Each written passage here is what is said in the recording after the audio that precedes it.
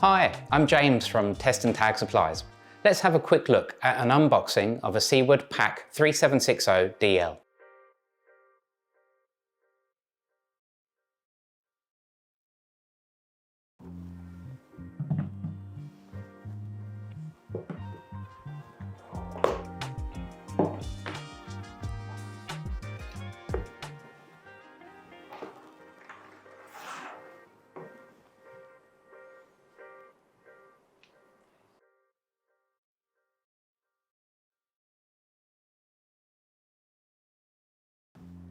I've got my PAC3760DL here. It's in its box that it's supplied in, so let's open it up and see what's included. I'll just fold that back there. And we've got the PAC3760DL here. It's very nicely presented, good footprint size for holding in one hand.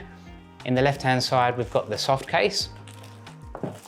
And then just under this cardboard here, we have our test leads.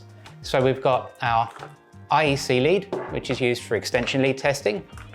We've got our mains power lead. Now the PAC3760DL is of course a battery operated tester, so this lead is only used for testing with leakage tests. We've got our USB cable for download of the basic recording feature. And we've got an earth test probe and lead.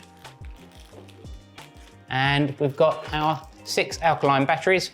If you are putting them in the tester and leaving the tester for a while, we would recommend you take those out whilst it's in storage. And then we've got some drivers and the manual in the box.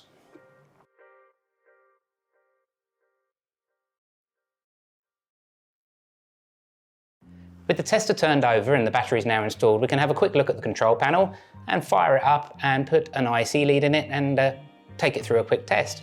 So we've got our Class 1 button here for earthed appliances, our Class 2 button for double insulated appliances, our leakage button, which can be used in conjunction with the Class 1 or the Class 2 button, depending on the type of appliance you're testing, and our Class 1 button also for extension leads. So it automatically replaces the test with something suitable for extension leads with a polarity test at the end.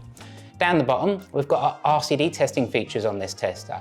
A 10 milliamp RCD test, a 30 milliamp RCD test, and also a 3-phase option if you've got the additional accessory for doing 3-phase leakage testing.